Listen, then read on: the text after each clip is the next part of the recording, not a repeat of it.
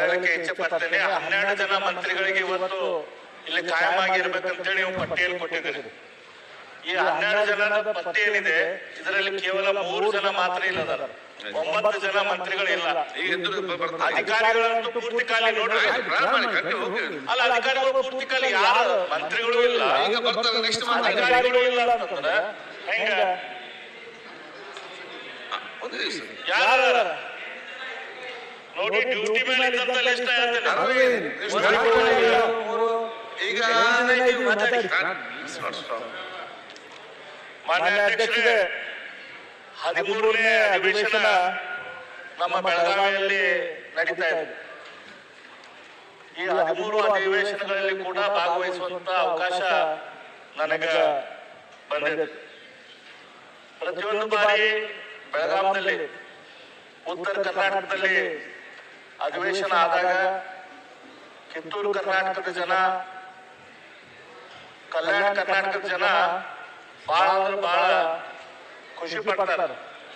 ಬೆಳಗಾವಿಯಲ್ಲಿ, ಉತ್ತರ ಕರ್ನಾಟಕದಲ್ಲಿ ಅಧಿವೇಶನ ಆಗ್ತಾ ಇದೆ, ಏನೋ ನಮ್ಮ ಭಾಗ್ಯದ ಬಾಗಿಲು ತೆಗೆದು ಬಿಡ್ತೈತಿ, ಭರವಸೆಗಳ ಮಹಾಪೂರ ಏನಿತ್ತು ಅದೆಲ್ಲ ಈಡೇರ್ತೈತಿ, ನಮ್ದೆಲ್ಲ ಕಷ್ಟ ನಷ್ಟ ದುಃಖ ಎಲ್ಲ ತೀರ್ತಾವ ಅಂತ ಹೇಳಿ ಬಹಳ ಸಂತೋಷ ಪಡ್ತಾರೆ. ಇಡೀ ರಾಜ್ಯದಿಂದ ಎಲ್ಲ ಕಡೆ MLA ಗಳು ಬರ್ತಾರೆ, ಇಡೀ ರಾಜ್ಯದಿಂದ ಜನಪ್ರತಿನಿಧಿಗಳು ಇಲ್ಲಿರ್ತಾರ, ಅಧಿಕಾರಿಗಳು ಇರ್ತಾರ, ನಮ್ಮ ಪತ್ರಿಕಾ ಮಿತ್ರರು ಕೂಡ ಇರ್ತಾರ. ಇವರೆಲ್ಲರೂ ಕೂಡಿ ಉತ್ತರ ಕರ್ನಾಟಕಕ್ಕೆ ಒಳ್ಳೇದೇನು ಮಾಡ್ತಾರ ಅಂತ ಹೇಳಿ ಕಾಯ್ತಾರ, ಖುಷಿ ಪಡ್ತಾರ. ಅದೇ ರೀತಿ ನಮ್ಮ ಪತ್ರಿಕಾ ಮಿತ್ರರು ಕೂಡ ಈ ಪ್ರತಿಯೊಂದು ಅಧಿವೇಶನ ಶುರುವಾಗೋಕ್ಕಿಂತ ಮೊದಲು ನೀವು ಇಲ್ಲಿ ಬಂದು ಹೋಗಿದ್ದು ಕೂಡ ಒಂದು ದೊಡ್ಡ ಸುದ್ದಿಯನ್ನು ಮಾಡಿ ನಮ್ಮ ಸ್ಪೀಕರ್ ಅವರು ಯಾವ ರೀತಿ ಇದಕ್ಕೆ ಕಾಳಜಿ ತಗೊಂಡು ಮಾಡ್ತಿದ್ದಾರೆ ಅಂತ ಅದು ವಿಷಯ ಕೂಡ ಎಲ್ಲರಿಗೂ ಹೇಳ್ಕೊಡ್ತಾರೆ. ಹಂಗಾಗಿ ಜನರ ಅಪೇಕ್ಷೆ ಏರ್ತಾ ಹೋಗ್ತದೆ. ನಾನು ಮೊನ್ನೆ ನೋಡ್ತಾ ಇದ್ದೆ 8ನೇ ತಾರೀಕಿನ ಪೇಪರ್ ಹೆಡ್ಲೈನ್ಸ್, ಉತ್ತರದ ಪ್ರಶ್ನೆಗಳಿಗೆ ಅಧಿವೇಶನ ಅಂತ ಕನ್ನಡ ರೂಪದಲ್ಲಿ ದೊಡ್ಡ ಹೆಡ್ಡಿಂಗ್. ಉತ್ತರದ ಕರ್ನಾಟಕದ ಏನ್ ಪ್ರಶ್ನೆಗಳಿದಾವಲ್ಲ ಅದಕ್ಕಾಗಿ ಅಧಿವೇಶನ ಐತಿ, ಇದಕ್ಕೊಂದು ಉತ್ತರ ಸಿಗ್ತೈತಿ ಅಂತ ಹೇಳಿ. ಉತ್ತರ ಕಲ್ಯಾಣದ ನಿರೀಕ್ಷೆ ಅಂತೆ ಸಂಯುಕ್ತ ಕರ್ನಾಟಕದಲ್ಲಿ ಹೇಳಿದ್ರು. ಉತ್ತರದ ಕಲ್ಯಾಣ ಏನಾಗಬೇಕಾಯ್ತು ಅದರದ ನಿರೀಕ್ಷೆಯನ್ನ ನಾವು ಇಟ್ಕೊಂಡಿದ್ದೇವೆ ಅಂತ ಹೇಳ್ತಾ ಇದ್ರು.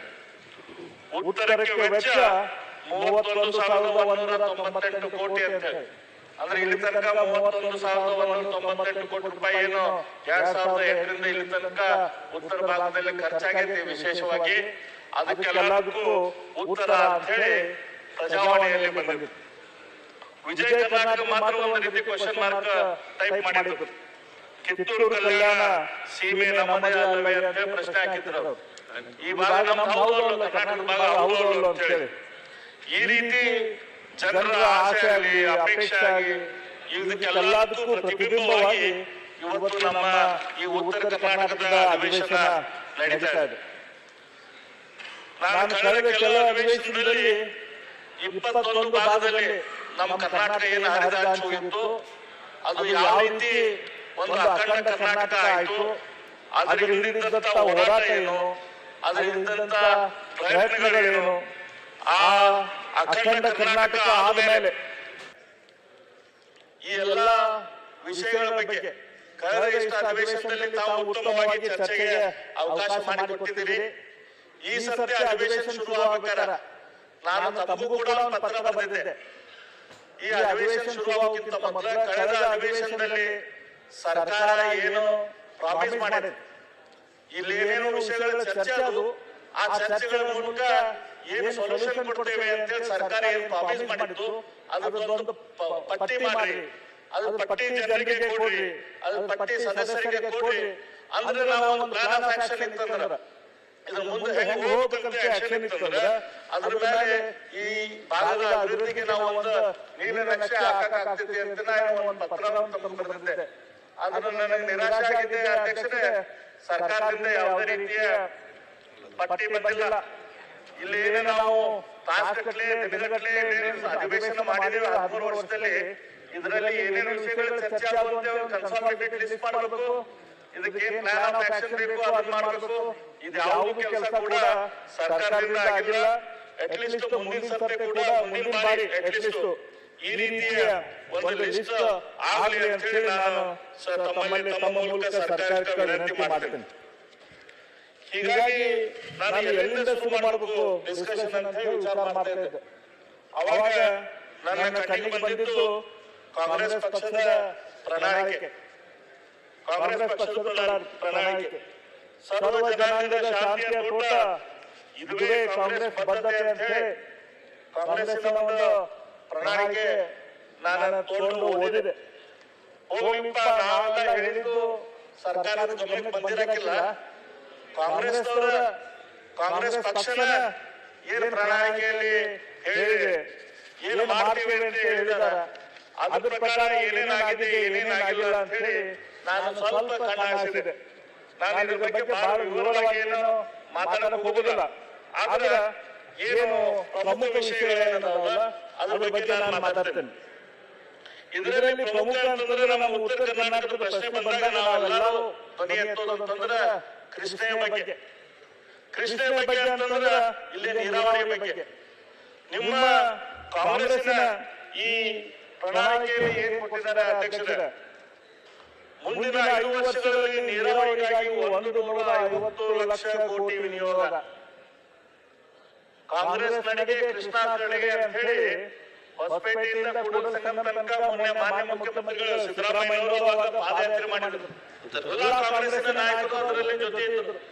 ನಾವೇನೋ ಅಧಿಕಾರಕ್ಕೆ ಬಂದ್ಬಿಟ್ರೆ ಕೃಷ್ಣದ ಎಲ್ಲಾ ಪ್ರಾಜೆಕ್ಟ್ಗಳನ್ನ ಕಂಪ್ಲೀಟ್ ಮಾಡ್ತೀವಿ ಅನ್ನುವಂತ ಒಂದು ಭರವಸೆಯನ್ನು ಜನರಿಗೆ ಕೊಟ್ಟು, ಅದಾದ್ರು ಒಂದ್ಸತಿ ಅಧಿಕಾರಕ್ಕೆ ಬಂದು 5 ವರ್ಷ ಆಯ್ತು, ಮುಗಿತು, ಮತ್ತೆ ನಮ್ಮ ಸರ್ಕಾರ ಬಂತು, ಮತ್ತೆ ಇನ್ನೊಮ್ಮೆ ಅತ್ಯಂತ ದೊಡ್ಡ ಲೀಡ್ನಿಂದ ನೀವು ಕಾಂಗ್ರೆಸ್ನವರು ಬಂದ್ರು. ಅದೇ ಹೇಳ್ತೀನಿ, 150 ಲಕ್ಷ ಕೋಟಿ ಇದಕ್ಕೆ ಕೊಡ್ತೇವೆ ಅಂತ ಹೇಳಿದವರು ಇವತ್ತು ಏನ್ ಕೊಟ್ಟಿದ್ದಾರೆ ಅಂತ ಹೇಳಿ ನಿಮ್ಮ ಮುಂದೆ ನಾನು ಹೇಳ್ತೇನೆ. ನಮ್ಮ ಸರ್ಕಾರ ಇದ್ದಾಗ ನಮ್ಮ ಸರ್ಕಾರ 4 ವರ್ಷದ ಅವಧಿಯಲ್ಲಿ 2019-20 2022-23 ತನಕ 79,662 ಕೋಟಿ ರೂಪಾಯಿಗಳನ್ನ ನೀರಾವರಿಗೆ ಕೊಟ್ಟು, 79,662 ಕೋಟಿ ಅಂದ್ರೆ ಸುಮಾರು ವರ್ಷಕ್ಕೆ 20,000 ಕೋಟಿ ನಮ್ಮ ಸರ್ಕಾರ ನೀರಾವರಿಗೆ ಕೊಟ್ಟು. ಈಗ ಏನ್ ಮಾಡಿದೆ ಸರ್ಕಾರ? ಈಗ ನೀರಾವರಿಗೆ ನಮ್ಗೆ ಗೊತ್ತು, ಸ್ವಲ್ಪ ಮುಖ್ಯಮಂತ್ರಿಗಳಿಗೆ ಉಪಮುಖ್ಯಮಂತ್ರಿಗಳಿಗೆ ಸ್ವಲ್ಪ ಅದ್ರ ಸಂಬಂಧ ಅವ್ರ ಡಿಪಾರ್ಟ್ಮೆಂಟ್ಗೆ ಇಲ್ಲಿ ನೋಡಿದ್ರೆ ಇಲ್ಲಿ ತನಕ ಆಗಿದ್ದಂತ ಖರ್ಚು, ಈಗ ಸರ್ಕಾರ ಆಲ್ಮೋಸ್ಟ್ 2 ವರ್ಷ 8 ತಿಂಗಳಾಗಿ ಬಂತು, 6 ತಿಂಗಳಾಯ್ತು, ಬರೀ 36,000 ಕೋಟಿ ಖರ್ಚಾಗಿದೆ. ಅಂದ್ರೆ 3 ವರ್ಷದಲ್ಲಿ ಅವರೇಜ್ ನಾವು ಹೊಡಿತೀವಿ ಅಂತಂದ್ರೆ ಕೇವಲ 13,000 ಕೋಟಿ ರೂಪಾಯಿ ಖರ್ಚಾಗಿದೆ. ಈ ಲೆಕ್ಕದ ಪ್ರಕಾರ ನಾವು ಹೋದ್ರೆ ಇನ್ನು ಉಳಿದಂತ 2 ವರ್ಷ 3 ತಿಂಗಳು 4 ತಿಂಗಳಲ್ಲಿ ಅಲ್ಲಿ ಸೀಟ್ ಇದೆ, ಅಲ್ಲಿ ಪಕ್ಕದ ನಮ್ಮ ಹಿರಿಯರು ವೆಂಕಟೇಶ್ವರ ಶಿವಸ್ವ ಶಾಸಕರು ಕೂತ್ಕೊಳ್ಳಿ, ಕಾಗೇಜಿಯವರು ಅಲ್ಲಿ ಕಾಗೇಜಿಯವರೇ ಅಲ್ಲಿ ಸೀಟ್ ಇದೆ ಅಲ್ಲ, ಯಾಕೆ ಸೀಟ್ ಮಾತಾಡ. ಇನ್ನು 2 ವರ್ಷ 3 ತಿಂಗಳಲ್ಲಿ ಮಾನ್ಯ ಅಧ್ಯಕ್ಷರೇ 1,17,000 ಕೋಟಿ ರೂಪಾಯಿ ಖರ್ಚು ನಮ್ಮ ಸರ್ಕಾರ ನೀರಾವರಿಗೆ ಮಾಡಬೇಕಾಗ್ತದೆ. ಈ ರೀತಿ ಮಾಡಕ್ ಸಾಧ್ಯ ಇದೆಯೋ? ಈ ರೀತಿ ಸರ್ಕಾರ ಕೊಡುವಂತ ಬದ್ಧತೆ ಆಯ್ತೇನೋ? ನಾನು ಇದನ್ನ ಪ್ರಶ್ನೆಯನ್ನ ಸರ್ಕಾರಕ್ಕೆ ಇಡ್ತೀನಿ. ಇದು ತಮ್ಮ ಉತ್ತರದಲ್ಲಿ ಇದ್ರ ಬಗ್ಗೆ ಸ್ಪಷ್ಟವಾಗಿ ಹೇಳ್ಬೇಕು. ಯಾಕಂದ್ರೆ ಇದು ನಾವು ಹೇಳ್ತಾ ಇರೋದಲ್ಲ, ಕಾಂಗ್ರೆಸ್ ಪಕ್ಷದ ಪ್ರಣಾಳಿಕೆ ಪ್ರಕಾರ 1,50,000 ಕೋಟಿ ಏನ್ ಕೊಡ್ತೇವೆ ಅಂತ ಹೇಳಿದ್ರಿ, ಅದ್ರಾಗ ಇಲ್ಲಿ ತನಕ ಕೇವಲ ವರ್ಷಕ್ಕೆ 13,000 ಕೋಟಿ ರೂಪಾಯಿ ರಿಲೀಸ್ ಆಗೈತಿ, ಬ್ಯಾಲೆನ್ಸ್ ಅಮೌಂಟ್ ರಿಲೀಸ್ ಆಗಿಲ್ಲ. ಆ ವರ್ಷಕ್ಕೆ ನಮಗ 30,000 ಕೋಟಿ ರೂಪಾಯಿ ರಿಲೀಸ್ ಆಗಬೇಕಾಗಿದೆ. ಆದ್ರೆ ನೀರಾವರಿಗೆ ಕೇವಲ ಇಷ್ಟು ಕಡಿಮೆ ಪ್ರಮಾಣದ ದುಡ್ಡನ್ನ ರಿಲೀಸ್ ಮಾಡಿದಾಗ ಇವತ್ತು ಕೃಷ್ಣೆಯ ಬಗ್ಗೆ ಅದನ್ನ 524 ಮೀಟರ್ ಏರಿಸಬೇಕಂತಂದ್ರೆ ನಾವು ಮಾಡ್ಬೇಕಂತಂದ್ರೆ ಈಗ ಆಲ್ರೆಡಿ ನಮ್ಮ ಇಂಜಿನಿಯರ್ಸ್ ಮಾಡಿದ ಪ್ರಕಾರ ಆ ಗೇಟ್ಗಳನ್ನ ಬರೋಬ್ಬರಿ 519ರಿಂದ 524 ಮಾಡಾಕ ಒಂದು 6 ತಿಂಗಳ ಟೈಮ್ ಮಾಡಿದ್ರೆ ಸಾಕು, ಅದಕ್ಕಿಂತ ಹೆಚ್ಚಬೇಕಾಗಲ್ಲ. ಆ ಗೇಟ್ ಅನ್ನು ಕರೆಕ್ಷನ್ ಮಾಡಿ ಒಮ್ಮೆಲೆ 524 ಮೀಟರ್ದು ನೀರು ನಿಲ್ಸಕ್ ಸಾಧ್ಯ ಆಗ್ತದೆ. ಆದ್ರೆ ಇನ್ನೂ ತನಕ ಯಾಕಾಗಿಲ್ಲ ಅಂತಂದ್ರೆ ಇಂದ ಪ್ರಾಧಿಕಾರದ ಆದೇಶ ಏನ್ ಬಂತು, ಅದ್ರ ಮೇಲೆ ಬೇರೆ ಬೇರೆ ಸರ್ಕಾರಗಳು ಕೋರ್ಟಿಗೆ ಹೋಗಿದಾವ. ಮಹಾರಾಷ್ಟ್ರ ಸರ್ಕಾರ ಇದ್ರ ಮೇಲೆ ಆರ್ಗ್ಯುಮೆಂಟ್ ಮಾಡೈತಿ, ಕರ್ನಾಟಕ ಸರ್ಕಾರ ಆರ್ಗ್ಯುಮೆಂಟ್ ಮಾಡೈತಿ, ತೆಲಂಗಾಣ ಸರ್ಕಾರ ಆರ್ಗ್ಯುಮೆಂಟ್ ಮಾಡೈತಿ, ಇನ್ನೊಂದು ಆಂಧ್ರ ಸರ್ಕಾರದ ಒಂದು ಆರ್ಡರ್ ಆಗ್ಬೇಕಾಯ್ತು. ಈ ಆಂಧ್ರ ಸರ್ಕಾರದ ಆರ್ಗ್ಯುಮೆಂಟ್ ಆಯ್ತು ಅಂದ್ರ ಸುಪ್ರೀಂ ಕೋರ್ಟ್ ಆರ್ಡರ್ ಕೊಡ್ತೈತಿ. ಅದ್ ಕೊಟ್ಟ ಕೂಡ ನಾವು ಅಷ್ಟೊತ್ತಿಗೆ ನಾವು ತಯಾರಿ ಇರ್ಬೇಕಾಗ್ತೈತಿ. ಭೂಮಿಯನ್ನ ನಾವು ತೆಗೆದುಕೊಂಡು ಬಂದು ನಮ್ಮ ಸರ್ಕಾರ ಇದ್ದಾಗ ಏನ್ ಅಧಿಕಾರ ಹಸ್ತಾಂತರ ನಮ್ಮ ಸರ್ಕಾರ ಬೊಮ್ಮಾಯಿ ಸರ್ಕಾರ ಹಸ್ತಾಂತರ ಮಾಡ್ತು. ಆ ಸಂದರ್ಭದಲ್ಲಿ ಲ್ಯಾಂಡ್ ಅಕ್ವಿಸಿಷನ್ ಆಫೀಸರ್ ಅಕೌಂಟ್ದಾಗ 2,000 ಕೋಟಿ ರೂಪಾಯಿ ಇಟ್ಟು ಹೋಗಿತ್ತು. ಆದ್ರ ಅವತ್ತಿನಿಂದ ಇಲ್ಲಿ ತನಕ ಒಂದೊಂದು ಎಕರೆ ಅಕ್ವಿಸಿಷನ್ ಹೊಸದಾಗಿ ಆಗಿಲ್ಲ. ಮೊನ್ನೆ ಒಂದು ಮೀಟಿಂಗ್ ಮಾಡಿ 40 ಲಕ್ಷ ರೂಪಾಯಿ ಇರಿಗೇಟೆಡ್ ಲ್ಯಾಂಡಿಗೆ, 30 ಲಕ್ಷ ರೂಪಾಯಿ ನಾನ್ ಇರಿಗೇಟೆಡ್ ಲ್ಯಾಂಡಿಗೆ ಕೊಡ್ತೇವೆ ಅಂತೇನು ಹೇಳಿದಾರ. ಅದ್ರ ಬಿಟ್ಟು ಮತ್ತೇನು ಆಗಿಲ್ಲ. ನಮ್ಮ ಸರ್ಕಾರ ಇದ್ದಾಗ ನೀರಾವರಿ ಇದ್ದಂತ ಅಗ್ರಿಕಲ್ಚರ್ ಲ್ಯಾಂಡಿಗೆ, ನೀರಾವರಿ ಇಲ್ಲದಂತ ಅಗ್ರಿಕಲ್ಚರ್ ಲ್ಯಾಂಡಿಗೆ ಕೇವಲ 4 ಲಕ್ಷ ರೂಪಾಯಿ ಡಿಫ್ರೆನ್ಸ್ ಇಟ್ಟಿತ್ತು. ಆದ್ರೆ ಈ ಸರ್ಕಾರ ಅದನ್ನ 10 ಲಕ್ಷ ರೂಪಾಯಿ ಡಿಫ್ರೆನ್ಸ್ ಮಾಡೈತಿ. ನಾನು ವಿನಂತಿ ಮಾಡ್ಕೊಂತೇನೆ ಮಾನ್ಯ ನೀರಾವರಿ ಸಚಿವರಿಗೆ, ಅಷ್ಟು ಡಿಫ್ರೆನ್ಸ್ ಕೊಡಬೇಡ್ರಿ. ನೀರಾವರಿ ಇದ್ದಂತದಕ್ಕೆ, ನೀರಾವರಿ ಇಲ್ದಂತ ಅಗ್ರಿಕಲ್ಚರ್ ಲ್ಯಾಂಡಿಗೆ ಆ ಡಿಫ್ರೆನ್ಸ್ ಅನ್ನ ನೀವು 4 ಲಕ್ಷ 5 ಲಕ್ಷ ರೂಪಾಯಿ ಮಾಡಿ ಭಾಳ ಡಿಫ್ರೆನ್ಸ್ ಮಾಡ್ಬೇಡ.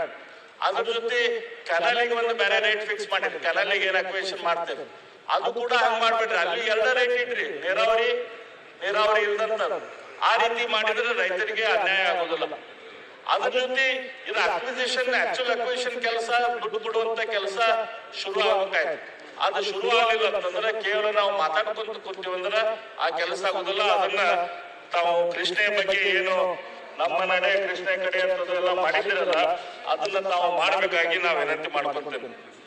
ಅದೇ ರೀತಿ ನೀರಾವರಿ ಬಗ್ಗೆ ಹೇಳಿದ್ರೆ ನಮ್ಮ ಉತ್ತರ ಕರ್ನಾಟಕದಲ್ಲ, ಆದ್ರ ಮೇಕೆದಾಟಿನ ಪಿತಾಮಹರ ಇಲ್ಲಿ ಅದಾರ ನಮ್ಮ ಡಿ ಕೆ ಶಿವಕುಮಾರ್ ಅವ್ರು ಸೋನಿಯಾ ಗಾಂಧಿ ಅವ್ರನ್ನ ಕರೆಸಿದ್ರು. ಅದರ ಸಂಬಂಧ ರಾಹುಲ್ ಗಾಂಧಿ ಅವ್ರನ್ನ ಕರೆದು ಪಾದಯಾತ್ರೆ ಮಾಡಿಸಿದ್ರು. ಆಮೇಲೆ ಅದ್ರ ಬಗ್ಗೆ ತಾವು ಹಗಲು ರಾತ್ರಿ ಅಡ್ಡಾಡಿದ್ರು.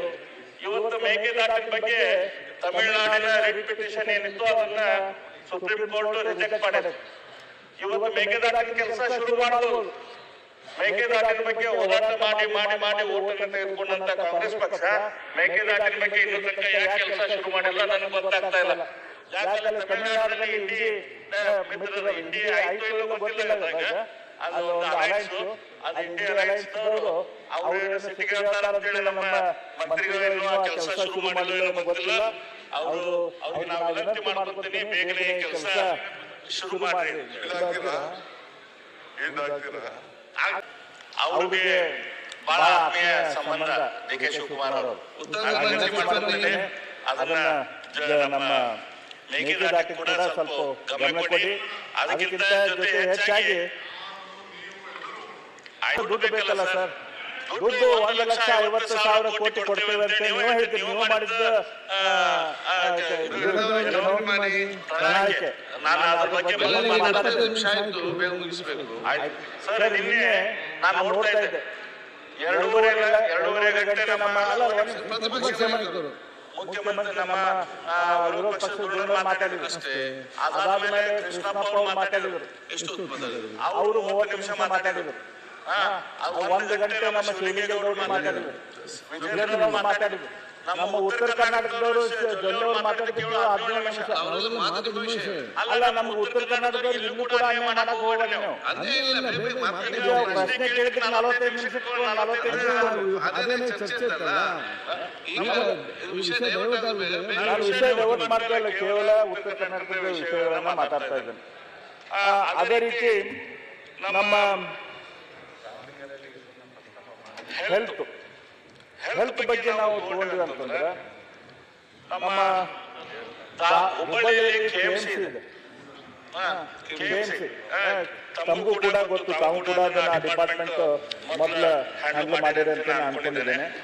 ಅದೇ ರೀತಿ ನಮ್ಮ ಧಾರವಾಡದಲ್ಲಿ ಡಿಮಾನ್ಸ್ ಅಂತಿದೆ. ಅಂದ್ರೆ ನಮ್ಮ ಧಾರವಾಡ ಉಚಿತ ಆಸ್ಪತ್ರೆ ಅಂತ ಕರಿತೀವಿ ನಾವು ಧಾರವಾಡಕ್ಕೆ. ಉತ್ತರ ಕರ್ನಾಟಕದಲ್ಲಿ ಎಲ್ಲರೂ ಉಚಿತ ಆಸ್ಪತ್ರೆ ಅಂತ ಕರೀತಾರೆ. ಹುಬ್ಬಳ್ಳಿಯಲ್ಲಿ KMC. ಹುಬ್ಬಳ್ಳಿ KMCಯಲ್ಲಿ 2,412 ಬೆಡ್ಗಳಿವೆ.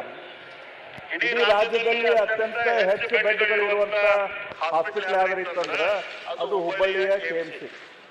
ಹುಬ್ಬಳ್ಳಿಯ KMCಗೆ 24 ಕೋಟಿ ರೂಪಾಯಿ ಗುಳಿಗೆ, ಅಲ್ಲಿರುವಂತ ಹಾಸಿಗೆ ಮೇಲಿನ ಬೆಡ್ಶೀಟು, ಅದಕ್ಕೆಲ್ಲದಕ್ಕೂ ದುಡ್ಡನ್ನ ಊಟ ಎಲ್ಲ ಕೂಡಿ ಸರ್ಕಾರ ಕೊಡ್ತದೆ.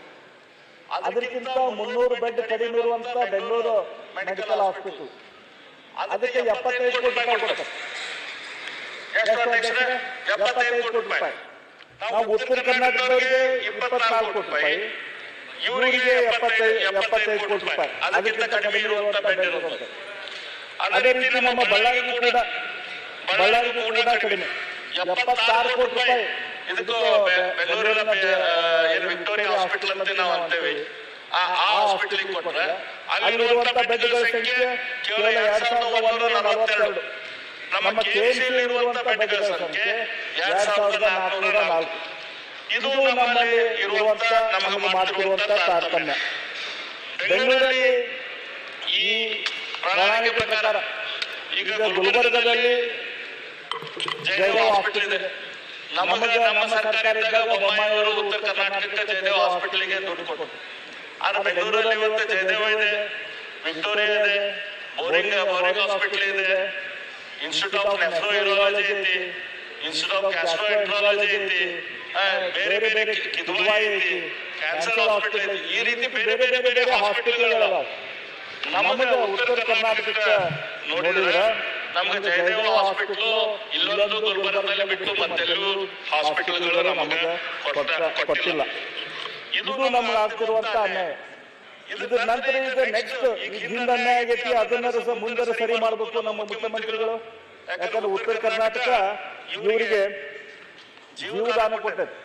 ಬಾದಾಮಿಯಿಂದ ಅವ್ರು ಆರಿಸಿ ಬರಲಿಲ್ಲ ಅಂತಂದ್ರೆ ಅವ್ರದ್ದು ಪೊಲಿಟಿಕಲ್ ಲೈಫ್ ದೊಡ್ಡ ಸೆಟ್ಬ್ಯಾಕ್ ಆಗ್ತಿತ್ತು. ಇಂಥ ದೊಡ್ಡ ನಮ್ಮ ಉತ್ತರ ಕರ್ನಾಟಕದ ಮುಗ್ಧ ಜನ ಅವ್ರಿಗೆ ಏನು ಜೀವದಾನ ಕೊಟ್ಟಿದಾರ, ರಾಜಕೀಯ ಪುನರ್ಜನ್ಮ ಕೊಟ್ಟಿದಾರ, ಅದಕ್ಕೆ ತೀರಿಸ್ಬೇಕು ಬಾಡು. ಆದ್ರೆ ಇಲ್ಲೇನ್ ಮಾಡ್ತಿದಾರ ಅಂತಂದ್ರೆ ಇನ್ಸ್ಟಿಟ್ಯೂಟ್ ಆಫ್ ಎಂಡೋಕ್ರಯಾಲಜಿ ಹೊಸ ಇನ್ಸ್ಟಿಟ್ಯೂಟ್, ನಮ್ಮ ಹಾರ್ಮೋನಲ್ ಇಂಬ್ಯಾಲೆನ್ಸ್ ಏನಾಗ್ತೈತಿ, ಅದ್ರಲ್ಲಿ ಏನ್ ತೊಂದರೆ ಆಗ್ತಾವು ಇದನ್ನ ತಿಳ್ಕೊಂಡು ಟ್ರೀಟ್ಮೆಂಟ್ ಕೊಡುವಂತ ಇನ್ಸ್ಟಿಟ್ಯೂಟ್ ಆಫ್ ಎಂಡೋಕ್ರಯಾಲಜಿ ಬೆಂಗಳೂರಲ್ಲಿ ಐತಿ. ಈಗ ಹೊಸದಾಗಿ ಮತ್ತು ಮೈಸೂರಲ್ಲಿ ಮಾಡ್ತಿದ್ದಾರೆ. ನಮಗೆ ಮೈಸೂರಿಗೆ ಮಾಡೋದ್ರ ಬಗ್ಗೆ ನಮ್ದೇನು ತೊಂದರೆ ಇಲ್ಲ. ನಮ್ಮ ಹುಬ್ಬಳ್ಳಿ, ಬಳ್ಳಾರಿ, ಗುಲ್ಬರ್ಗ ಈ ಭಾಗಗಳಿಗೆ ಯಾಕೆ ಮಾಡಬಾರ್ದು? ಇದನ್ನ ಮಾಡ್ಬೇಕಲ್ಲ ಅಧ್ಯಕ್ಷರೇ. ಇವತ್ತು ಕ್ಯಾನ್ಸರ್ ಇಷ್ಟು ದೊಡ್ಡ ಪ್ರಮಾಣದ ಕ್ಯಾನ್ಸರ್ ಪೇಷಂಟ್ಗಳು ಎಲ್ಲ ಕಡೆ ನಮ್ಮಲ್ಲಿ ಕ್ಯಾನ್ಸರ್ ಹಾಸ್ಪಿಟಲ್ ಇಲ್ಲ. ಅದ್ರ ಬಗ್ಗೆ ಸರ್ಕಾರದ ವಿಚಾರ ಇಲ್ಲ. ಇದನ್ನ ನಾನು ಮಾಡಿ ಅಂತ ಹೇಳಿ ನಾನು ಸರ್ಕಾರಕ್ಕೆ ಒತ್ತಾಯ ಮಾಡ್ತೇನೆ. ಮಾನ್ಯ ಅಧ್ಯಕ್ಷರೇ, ತಮಗೆ ಉಪಾಧ್ಯಕ್ಷರು ತಮಗೆ ಗೊತ್ತೈತಿ, ನಮ್ಮ ಧಾರವಾಡದಲ್ಲಿ ಒಂದು ಡಿಮಾಂಡ್ಸ್ ಐತಿ, ಬೆಂಗಳೂರಲ್ಲಿ ಡಿಮಾಂಡ್ಸ್ ಐತಿ. ಧಾರವಾಡ ಡಿಮಾಂಡ್ಸ್ ಶುರುವಾಗಿದ್ದು ಯಾವಾಗ 1845ರಲ್ಲಿ ಶುರುವಾಯಿತು ನಮ್ಮ ಧಾರವಾಡ ಡಿಮಾಂಡ್ಸ್. ಧಾರವಾಡ ಲುನಾಟಿಕ್ ಅಸೈಲಮ್ ಅಂತ ಹೇಳಿ 1845ರಲ್ಲಿ ಬ್ರಿಟಿಷ್ ಸರ್ಕಾರದವರು ಶುರು ಮಾಡಿದ್ರು. ಬೆಂಗಳೂರಲ್ಲಿ ಶುರು ಮಾಡಿದ್ರು ಬೆಂಗಳೂರು ಲುನಾಟಿಕ್ ಅಸೈಲಮ್ ಅಂತ. ಅದು 1847ರಲ್ಲಿ ಅಂದ್ರೆ ನಮ್ಮ ಧಾರವಾಡದ ಹುಚ್ಚರ ಆಸ್ಪತ್ರೆ ಶುರುವಾಗಿ 2 ವರ್ಷ ನಂತರ ಬೆಂಗಳೂರಲ್ಲಿ ಹುಚ್ಚರ ಆಸ್ಪತ್ರೆ ಶುರುವಾಯಿತು. ಇವತ್ತು ಬೆಂಗಳೂರಿನ ಹುಚ್ಚರ ಆಸ್ಪತ್ರೆಗೆ ಏನು ಕರೀತಾರೆ, ನಿಮಾನ್ಸ್ ಅಂತ ಕರೀತಾರೆ. ಅಲ್ಲಿರುವಂತ ಬಜೆಟ್ ಎಷ್ಟು? 8,200 ಕೋಟಿ ರೂಪಾಯಿ ಬಜೆಟ್. ನಮ್ಮ ಧಾರವಾಡದ ಡಿಮಾನ್ಸ್ಗೆ ಇರುವಂತ ಬಜೆಟ್ ಎಷ್ಟು? 22 ಕೋಟಿ ರೂಪಾಯಿ ಬಜೆಟ್. ನಮ್ಮ ಧಾರವಾಡದ ಆಸ್ಪತ್ರೆ ಹುಚ್ಚರ ಆಸ್ಪತ್ರೆಯಾಗೆ ಉಳಿತು, ಬೆಂಗಳೂರಿನ ಆಸ್ಪತ್ರೆ ನಿಮಾನ್ಸ್ ಆಗಿ ಹೋಯ್ತು. ಇವತ್ತು ದೊಡ್ಡ ಇನ್ಸ್ಟಿಟ್ಯೂಟ್ ಆಗಿ ಬೆಂಗಳೂರಿನ ನಿಮಾನ್ಸ್ ಬೆಳೆದ. ನಮಗೆ ಯಾಕಿದಪ್ಪ ಈಗ ನಿಮಾನ್ಸ್ ಇಲ್ಲಿ ಬ್ರಾಂಚು? ನಮಗೆ ಯಾಕೆ ನಿಮಾನ್ಸ್ ಟೈಪ್ ಫೆಸಿಲಿಟೀಸ್ ಇಲ್ಲಿ ಡೆವಲಪ್ಮೆಂಟ್ ಆಗಬಾರ್ದು ಹುಬ್ಬಳ್ಳಿಯಲ್ಲಿ? ಇದಾಗಬೇಕಲ್ಲ. ಇವರು ತಮ್ಮ ಪ್ರಣಾಳಿಕೆಯಲ್ಲಿ ಬರೆದಿದ್ದಾರೆ, ಅದು ಪ್ರಕಾರ ಮಾಡಿ. ಈ ಒತ್ತಾಯವನ್ನು ನಾನು ಮಾನ್ಯ ಅಧ್ಯಕ್ಷರೇ ತಮ್ಮ ಮೂಲಕ ನಾನು ಸರ್ಕಾರಕ್ಕೆ ಮಾಡಕ್ಕೆ ಇಷ್ಟಪಡ್ತೇನೆ. ಅದೇ ರೀತಿ ನಾವು ಇಂಡಸ್ಟ್ರಿ ತಗೊಂಡಿವಿ ಅಂತಂದ್ರೆ, ಇಂಡಸ್ಟ್ರಿ ತಗೊಂಡ್ರೆ ಇಲ್ಲಿ ಬರೆದಿದ್ರು ಸುಮಾರು ಈ ಭಾಗದ ಗಡಿ ಭಾಗದ ಇಂಡಸ್ಟ್ರಿಗಳನ್ನ ಡೆವಲಪ್ ಮಾಡಕ್ಕೆ 5,000 ಕೋಟಿ ರೂಪಾಯಿ ನಿಗದಿ ಮಾಡ್ತೇವೆ ಅಂತ ಹೇಳಿ. ಎಲ್ಲ ಐತಿ 5,000 ಕೋಟಿ ರೂಪಾಯಿ ಇಲ್ಲ. ಮೊನ್ನೆ ನಾನು ಪೇಪರ್ದಲ್ಲಿ ಸುಮಾರು ಒಂದು 2-3 ತಿಂಗಳಿಂದ ನಾನು ನೋಡ್ತಾ ಇದ್ದೆ, ಸೆಮಿ ಕಂಡಕ್ಟರ್ ಪಾರ್ಕ್ ಆಗ್ತಾ ಇದೆ ಕರ್ನಾಟಕದಲ್ಲಿ ಅಂತ. ಅದು ಎಲ್ಲಿ? ಕೋಲಾರದಲ್ಲಿ. ಈಗ ದೇವನಹಳ್ಳಿ ಏರ್ಪೋರ್ಟ್ ಮಾಡಿದ್ರು, ಅದನ್ನ ಆಂಧ್ರ ಬಾರ್ಡರ್ದಾಗ ಮಾಡಿದ್ರು. ಎಲೆಕ್ಟ್ರಾನಿಕ್ ಸಿಟಿ ಮಾಡಿದ್ರು, ಅದು ತಮಿಳುನಾಡು ಬಾರ್ಡರ್ದಾಗ ಮಾಡಿದ್ರು. ಅದಾದ್ಮೇಲೆ ನಮ್ದು ಪೂರ್ತಿ ಎಲೆಕ್ಟ್ರಾನಿಕ್ ಸಿಟಿ, ನಮ್ದು IT ಕಾರಿಡಾರ್ ಡೆವಲಪ್ ಆಗಿದ್ದು ಆಂಧ್ರ ಮತ್ತು ತಮಿಳುನಾಡಿನ ಬಾರ್ಡರ್ದಲ್ಲಿ. ಇವತ್ತು ಸೆಮಿಕಂಡಕ್ಟರ್ ಪಾರ್ಕ್ ಕೂಡ ನಮ್ಮ ಮಂತ್ರಿಗಳಾದಾರ ಪ್ರಿಯಾಂಕ ಖರ್ಗೆ ನಮ್ಮವ್ರು, ನಮ್ಮ ಭಾಗದವ್ರು, ಅವರಾದ್ರೂ ಇದಕ್ಕೆ ಮತ್ತೆ ಶಕ್ತಿವಂತರು, ಅವರಾದ್ರೂ ಕಾಳಜಿ ತಗೊಂಡು ಇದಕ್ಕೆ ಮಾಡಬೇಕು ಅಂತ ನಾನು ಮಾತಾಡ್ತೀನಿ. ಸೆಮಿಕಂಡಕ್ಟರ್ ಹೊಸ ಹಾರ್ಡ್ವೇರ್ ಇಂಡಸ್ಟ್ರಿ ನಮ್ಮಲ್ಲಿ ಬರಬೇಕಲ್ಲ. ನಾನು ಹೋದ ಸತ್ತಿನ ಕೂಡ ಹೇಳಿದ್ದೆ, ಮಾನ್ಯ ಅಧ್ಯಕ್ಷರು ನಮ್ಮಲ್ಲಿ ಉದ್ಯೋಗ ಮೇಳ ಮಾಡಿದಾರೆ, ಬೆಂಗಳೂರಿಂದ ಉದ್ಯೋಗ ಮೇಳಕ್ಕೆ ಬಂದ ಜನ ಅವ್ನು ಕೇಳಿದ್ರೆ 50,000 ಜನ ಬೇಕು ನನಗೆ ರಿಕ್ರೂಟ್ಮೆಂಟ್ ಬೇಕಂತ ಹೇಳಿ 50,000 ಜನ ರಿಕ್ರೂಟ್ಮೆಂಟ್ಗೆ ನಾನು ಹೋಗ್ತೇನೆ ಅಂತ ಹೇಳಿ. ಎಲ್ಲಿಗಂತಂದ್ರೆ ಬೆಂಗಳೂರು ಹತ್ರ ಫ್ಯಾಕ್ಟ್ರಿ. ನಮ್ಮಲ್ಲಿ ನಾವು ನೀವು ಗೊತ್ತಿತ್ತು ಒಂದು ಹುಡುಗನ ನಾವು ನೌಕರಿ ಕೊಡ್ಸಕ್ಕಾಗುದಿಲ್ಲ ಅಂತ ಪರಿಸ್ಥಿತಿ ಉತ್ತರ ಕರ್ನಾಟಕದ ಪರಿಸ್ಥಿತಿ ಐತಿ. ಅದ್ರಲ್ಲಿ 50,000 ಒಂದ ಫ್ಯಾಕ್ಟ್ರಿ ಒಳಗೆ ಎಂಪ್ಲಾಯ್ಮೆಂಟ್ ಕೊಡ್ತಿದ್ದಾರೆ, ನಮ್ಮಲ್ಲಿ ಕೊಡ್ತಾ ಇಲ್ಲ. ಇದಕ್ಕೈತಲ್ಲ ನಾನು ಮಾನ್ಯ ಸರ್ಕಾರಕ್ಕೆ ವಿನಂತಿ ಮಾಡ್ಕೊಂತೀನಿ, ಇಂಡಸ್ಟ್ರಿ ಬಗ್ಗೆ ತಾವು ಗಮನವನ್ನ ಹರಿಸ್ರಿ. ಇಲ್ಲಿ FMCG ಕ್ಲಸ್ಟರ್ ನಮ್ಮ ಸರ್ಕಾರ ಇದ್ದಾಗ ಸ್ಯಾಂಕ್ಷನ್ ಮಾಡಿತ್ತು ಬೊಮ್ಮಾಯಿಯವರು ಇದ್ದಾಗ, ಅದು FMCG ಕ್ಲಸ್ಟರ್ ಇನ್ನೂ ತನಕ ಟೇಕ್ ಆಫ್ ಆಗಲಿಲ್ಲ. ಸ್ಪೆಷಲ್ ಇನ್ಸೆಂಟಿವ್ ಝೋನ್ ನಮ್ಮ ಧಾರವಾಡ ಮತ್ತು ಬೆಳಗಾವಿ ಸ್ಪೆಷಲ್ ಇನ್ವೆಸ್ಟ್ಮೆಂಟ್ ಝೋನ್ ಮಾಡಿದ್ರು. ಆ special investment zone take off ಆಗಿಲ್ಲ. ಅದೇ ರೀತಿ ಮುಂಬೈ ಚೆನ್ನೈ ಇಂಡಸ್ಟ್ರಿಯಲ್ ಕಾರಿಡಾರ್ ಇಲ್ಲೇ ಜಾಗ ಕೂಡ ಐಡೆಂಟಿಫೈ ಮಾಡಿದ್ದೇವೆ, ಇನ್ನೂ ಕೂಡ ಒಂದು ಇಂಡಸ್ಟ್ರಿ ಅಲ್ಲೇ ಬಂದಿಲ್ಲ. ನಮ್ಮ ಮಿತ್ರರಾದ ಪ್ರಿಯಾಂಕ ಖರ್ಗೆ ಅವರು ನಮ್ಮ ಹುಬ್ಬಳ್ಳಿಗೆ ಬಂದಿದ್ರು, ಒಂದು ಪ್ರಾಮಿಸ್ ಮಾಡಿದ್ರು ಅವರು ಪ್ಲಗ್ ಅಂಡ್ ಪ್ಲೇ ಮಾಡುವಂತ ಒಂದು ಹಾರ್ಡ್ವೇರ್ ಇಂಡಸ್ಟ್ರಿಯಲ್ ಪಾರ್ಕ್ ನಾನು ಮಾಡ್ತೇನೆ ಹುಬ್ಬಳ್ಳಿಯಲ್ಲಿ ಅಂತ ಹೇಳಿ. ಈಗ 2.5 ವರ್ಷ ಆಯ್ತು, ಇನ್ನೂ ತನಕ ನಮ್ಮಲ್ಲಿ ಆ plug and play industrial park ಶುರುವಾಗಿಲ್ಲ. ಒಂದು ದೊಡ್ಡ ITPL ಬೆಂಗಳೂರಲ್ಲಿ ಇದೆ, ಆ ಟೈಪ್ ಒಂದು ಸುಮಾರು 10 lakh square feet 20 lakh square feet ಒಂದು ದೊಡ್ಡ ಬಿಲ್ಡಿಂಗ್ ಮಾಡಿ ಅಲ್ಲೆಲ್ಲ ಇನ್ಫ್ರಾಸ್ಟ್ರಕ್ಚರ್ ತಯಾರು ಮಾಡಿ ಅವ್ರಿಗೆ ಇನ್ಸೆಂಟಿವ್ ಕೊಟ್ರೆ ಈ ಉತ್ತರ ಭಾಗಕ್ಕೆ ಕರ್ನಾಟಕಕ್ಕೆ ಯಾವುದೇ ಇಂಡಸ್ಟ್ರಿಗಳು ಬರ್ತಾವ. ಆ ರೀತಿ ಯಾವುದೇ ಇನ್ಫ್ರಾಸ್ಟ್ರಕ್ಚರ್ ನಾವು ಕ್ರಿಯೇಟ್ ಮಾಡ್ದ, ಯಾವುದೇ ಸ್ಪೆಷಲ್ ಇನ್ಸೆಂಟಿವ್ ಕೊಡ್ಲ, ಯಾವುದೇ ರೀತಿಯ ಅವ್ರಿಗೆ ಬರ್ಲಿಕ್ಕೆ ನಾವು ಆಕರ್ಷಣೆ ಮಾಡಲಿಲ್ಲ ಅಂತಂದ್ರೆ ಯಾರು ಉತ್ತರ ಕರ್ನಾಟಕಕ್ಕೆ ಬರ್ತಾರೆ? ಯಾಕೆ ಬರಬೇಕು? ಯಾರು ಬರುದಿಲ್ಲ.